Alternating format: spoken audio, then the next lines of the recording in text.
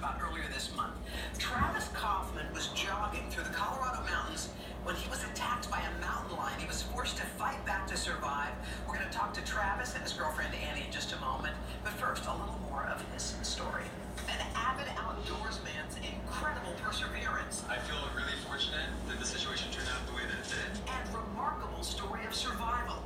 It seemed like an ordinary run in the picturesque Colorado mountains when Travis Kaufman heard a rustling of pine needles.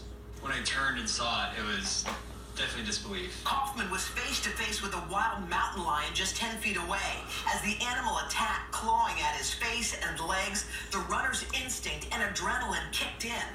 Kaufman wrestled himself free and choked the young cat to death before running to get help. His girlfriend Annie rushed to the hospital to find him with stitches on his face, but mostly intact.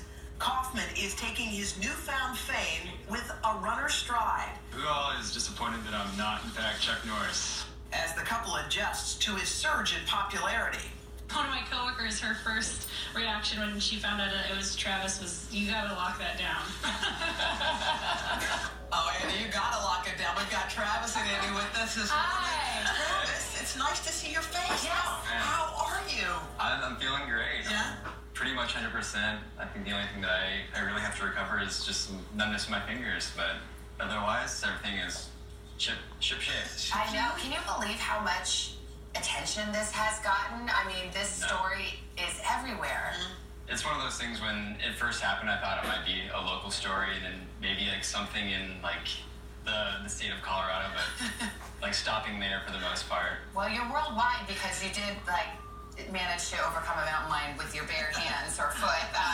So let's go back to that day. You're on a trail run. You live in Colorado, and you hear a twig. I mean, a little tree branch breaks. What happens next? I heard it, and then I turned, and it was one of those things where my stomach just dropped. I was thinking, I can't believe this is happening. This is real.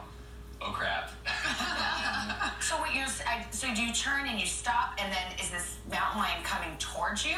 Yeah, it was running at me, at which point I just pretty much threw my hands in the air and started yelling. They say you're supposed to make yourself bigger than life, right? So you're yelling and screaming, and that's not deterring. The mountain lion's coming at you. Yeah. So where did he hit first? So first I threw my hands up to kind of block my face, and he just jumped and lashed right onto my wrist, and then started clawing, and so he got a claw through my lip and then a claw on my face, and that's kind of when I really had that instinct to fight back, like kick in full force. So I'm just trying to imagine, because I keep reading about this, but I mean, maybe I don't want you to act it out, but I mean, is it like you're standing and this giant cat is just on you, but then you started kind of rolling around like on the ground, or how did this all kind of play out? Yeah. So after it jumped on me, I tried to throw it off of me. Unfortunately, its mouth was still pretty wrapped around my wrist, and then its claws were still kind of dug into my back. So we kind of tumbled off the side of the trail together and went down slope. And then, luckily, how we tumbled, I was able to kind of get on top of the cat. So you're on top of the cat, and you're reaching for, I guess, whatever you can. And I should point out, you are about 5'10", you're 155, and you're trying to be larger than life. So you pick up rocks and sticks, and just anything around. And how's the cat reacting? I mean, the cat is pretty much just clawing, and it still just has my wrist in its mouth the whole time.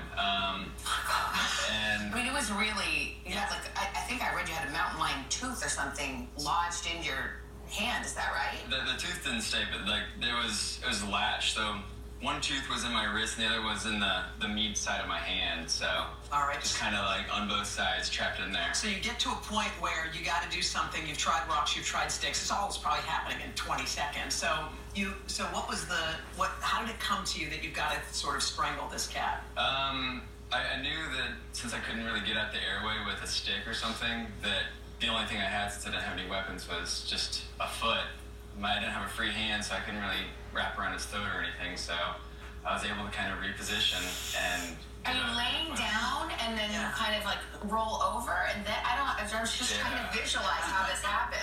I was kind of crouched on top of it. So imagine my wrist in its mouth, and then I pinned its back legs with my left knee, so I wouldn't get scratched on that end, and then I was able to kind of swing my right leg around.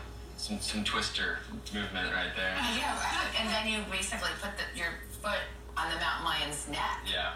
And okay, and then so you waited there, and then did you not have a phone or anything with you, right? No, I didn't. Okay, so you just start running, right? Yeah. In that state that you're in. Yep. Yeah. Well, how long did wait, can we just back up for a second? Because you have your foot on the mountain lion's neck, and you're basically trying to suffocate the mountain lion. How long did that take? And I mean, are you just I mean, I'm sure it's felt like 10 years. But... Yeah, it did feel like 10 years, but it was, I would say, several minutes. So there were moments when I would feel like I'd periodically stop moving, and then it'd start thrashing again. So a couple of those cycles, and then finally, like I felt pretty convinced that it is done, and then it actually released my hand at that point. So all right, which brings so you run, and you eventually text your girlfriend Annie, who's here, and you got a what did that text say exactly? It was wild. Here we have it. Where is it? Okay. Hey, love, I'm in a meeting. I can't answer because he was trying to call you. What's up? Hey, I'm okay. I got attacked by a mountain lion or bobcat on my run. I'm okay in the ER. Okay, so did you think he was kidding around? I didn't know what to make of it. I'd just gotten done with a kind of important presentation, and I was surrounded. It was a pretty big meeting, and so I saw that, just instantly jumped out of the room and went and called him, and that's when we were able to talk for a few minutes before I just drove to the hospital. Oh, wow. Yeah, I mean, were you kind of shocked when you found out what he had done, or were you like, that's so Travis? Well, there's kind of a weird mix of that, because I feel like when he first told me, he said that he got attacked by a mountain lion, and then I must have asked how he got away or something like that, and he said, well, I ended up killing it, and I was just like, what?